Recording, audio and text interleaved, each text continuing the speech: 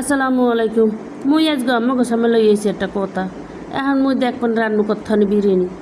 এখন ধরেন করইতে কত্থানি দিয়ে দিছি, তেল হেপর দিছি, কতগুলো পেঁয়াজ এবার ভালো করে বাজ যেটাই যে এবার মনে করবেন দিয়ে দিছি আদা রহন বাটা। এবার দিলাম একটা বিরিয়ানি মশলা কাটতে ফেসাইয়ে।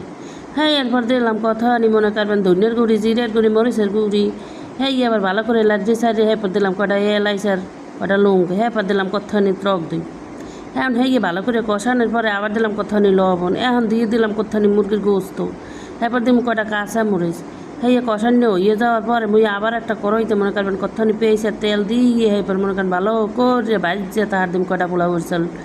এবার মনে করেন পোলাও চাল ধরে আশ্রাই লাড্ডি সাড্ডি হয়ে এরপর মনে করবেন ভাজার পর দিয়ে তুমি এক পাতিল পানির পর আবার দিম কত্থানি বিরিয়ানি মশলা দেওয়ার পরে এরপর দেখবো যে উঠলেই তকবক করে এরপর দিয়ে তুমি গোস্তহানি দেওয়ার পরে মনে করেন আগে একটু দুধ দিছি কিন্তু বুঝছেন গুঁড়ো দুধ দিয়ে দিছি। হ্যাঁ এবারে লাড়ে সাইডে ভালো করে যে এই দেখবো একটু উঠলেই উঠছে এরপর মনে করবেন দিয়ে দেবো ডাইকে। এই দেখেন উঠলেই উঠছে কেমনে ফেরাইয়ে। এখন দেখেন রান্দাও ফেরাই হইয়েছে অর্ধেক। এই দেখেন উপরেটা নিচেরটা উপরে খুঁচে ঢুকিয়ে দিছি।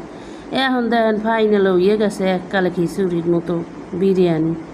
এই দেন এককালে ঝরঝর যে হুব না এককালে হয়ে গেছে মনে করবেন। এখন একটা প্লেটে বাইরে দিম খাইয়ে হেলাইয়ে থুইয়ে। এখন দেন একটা ডিমের কোরমা লইতেছি, এইটাও লমু। এই দেন লইছে কত বড় একটা ডিম, মোর আবার মুখটাই পারছে বুঝছেন, মুখ হেয়ে দিয়ে রাঁধছি কোরমা। আসসালামু আলাইকুম।